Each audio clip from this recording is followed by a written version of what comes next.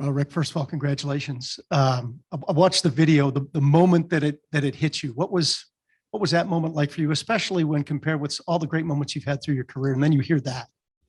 Yeah, it was definitely one of the greatest moments of my hockey career, no question. I was totally surprised. I had no idea what was going on, and never really liked to be the center of attention. So it was full of mixed emotions, and shock was probably the first one. So after I even watched the video, I kind of watched myself get surprised and just be totally in shock and not let it kind of sink in at the time. Rick, you've had all week now to sort of process this and get your arms around it. What does it mean to you? What does it say in the big picture about you, your career, the city, the franchise, all that? Yeah, to be honest, I just don't feel like I had proper closure on my career, especially my time in Columbus. Coming back and getting a job here helped a lot with that, and kind of getting the fans and the people in the city's acceptance. But this truly feels like the closure that I think I needed on my career, my family needed, and I think that's the biggest thing that kind of came to mind. Was it's the perfect end to the chapter. And from emotions that I felt, it's humbled as first. I'm so humbled to think that my number will be up in the rafters forever, beside Mr. Mack. It's incredible. Like, it's tough for me to put into words what it means. Rick, as you look back on your career, players, coaches, who had some of the biggest impacts on your career? Yeah, I could sit here for a while and explain, the different impacts that people had. But here in Columbus, obviously, Doug McLean showed a lot of faith in me to draft me as an 18-year-old. I think Gerard Gallant had a big piece of my development. Ken Hitchcock, a huge part of it. So there's a lot of people that had a huge part of making me who I was as a hockey player. But those are kind of the names that pop in my head at first. Rick, you just sort of touched on this about coming back here. But I mean, you never really left, in the off season. You guys still lived here in Columbus. What has it meant to you to be able to have the last, I guess, two positions that you've had with the front office here, to be able to come back and kind of start your executive career here? Yeah, it means everything to me and my family. The way everything went down when I left town, it would have been easy just to pack up and never come back to Columbus, Ohio, unless we played the Blue Jackets. But I had a love for this city, and I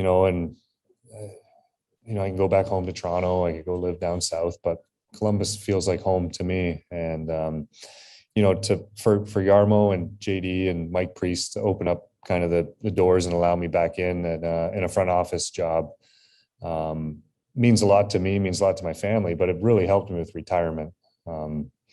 It's tough coming out of retirement as a professional athlete, doing something for so many years the same way, and then it just ends so fast. So it's helped me in so many different areas.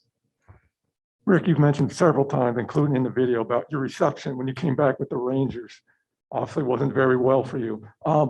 Do you imagine at that point that you'd be in this situation right now where you are today with your number going up in the rafters?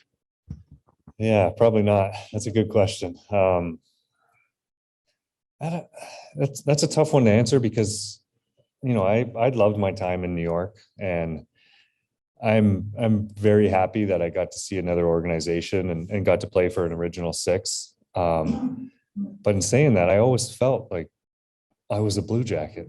I feel like me and my family invested so much in the city, and the Blue Jackets and the McConnell family invested so much in me, that it always felt that I was a Blue Jacket. This is where I signed all my contracts. Never signed with another team. So did I envision the number going up? Probably not. But the way that everything worked out, I think it was pretty amazing. I feel pretty lucky to have it. Rick, congratulations.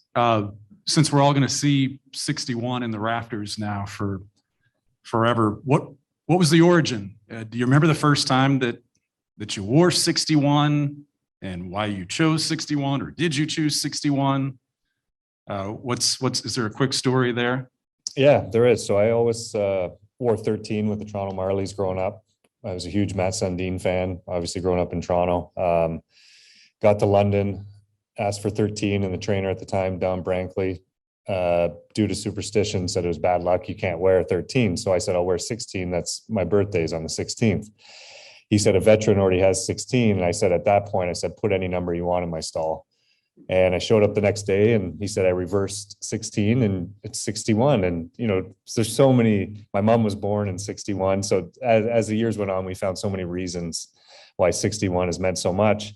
That player ended up getting traded 2 months into the season or three, whatever it was. And I remember Branks coming up to me and saying, you can have 16 now. And I was having a good season. And I just said, I'll stick with 61 and it seemed to work out.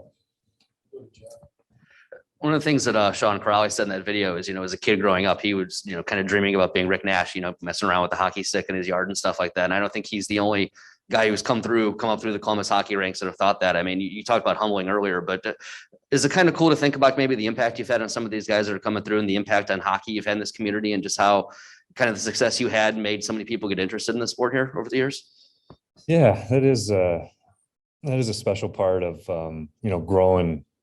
growing with the Blue Jackets, that you start seeing these kids that used to come down to Nationwide Arena as fans and grow up playing the game here, idolize you. I remember when I got traded to Boston, and that was one of the first things Sean told me is he couldn't believe he was sitting beside me. He had a poster of me on his wall. And during training camp this year, I think Jack was cleaning out his parents' house and he came to me with one of those McFarlane figurines, and it was to Jack, happy birthday. And he said it was for his 10th or 11th birthday or something. So, it's just little things like that. How much the city means to me, and what I tried to do was grow the game of hockey in Columbus. And, there's a lot of people to be thankful for up and down the organization and ownership. Hey, Rick, real quick, do you remember the name of the player who had 16? Matthew Albiani.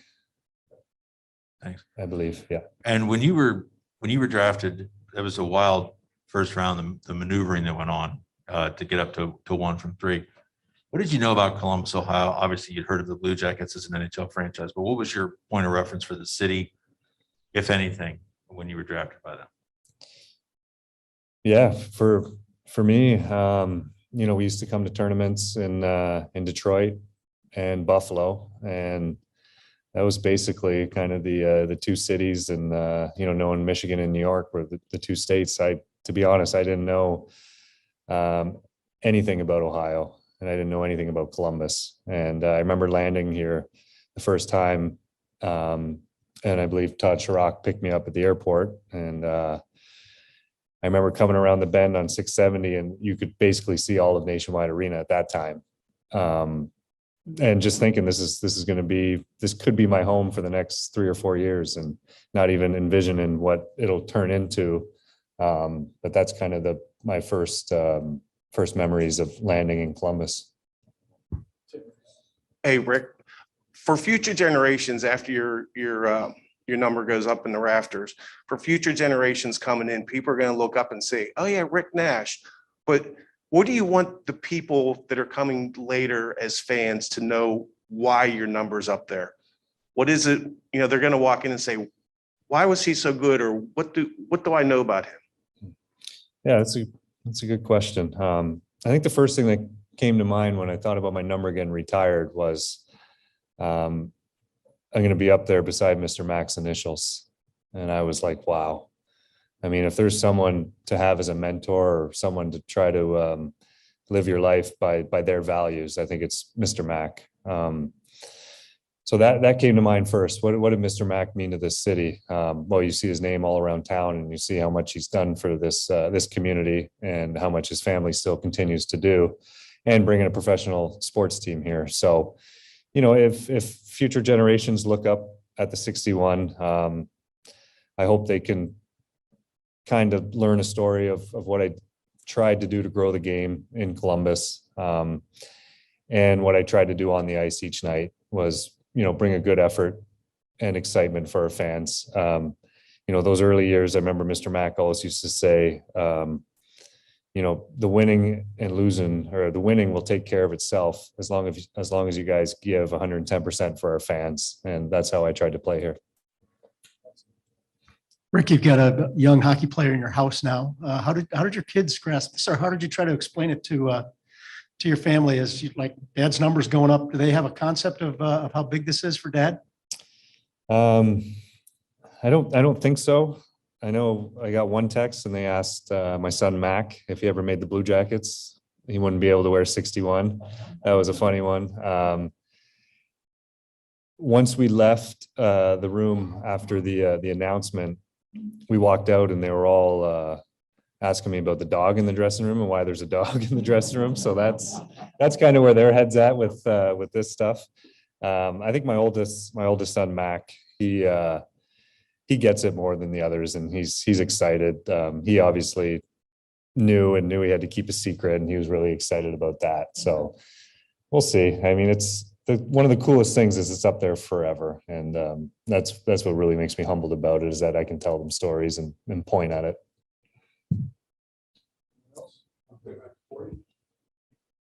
Rick, have you been, forgive me, I was looking this up in a hurry. Have you been on the ice for a retirement ceremony for another player? Yes, with the Rangers in Montreal, Bob Gainey, I believe. And I mean, that's a front row view, but have you thought about what that night is going to be like for you? Because the place is going to be sold out, right? Yeah, I mean, no, I didn't know. I don't know if it'll be sold out. Yeah, I mean, I've thought about it. Obviously, I think it's human to think about that. I think about all the emotions and the celebration, and it kind of brings me back to the closure of my career. I don't know. We did one in London, and it was emotional there, and I spent 2 years there. Played just over 100 games, so I can't imagine what the feeling's going to be, but I can tell you one thing: I'm so excited, and I'm so thankful from the Blue Jackets organization how they handled this. It's been first class.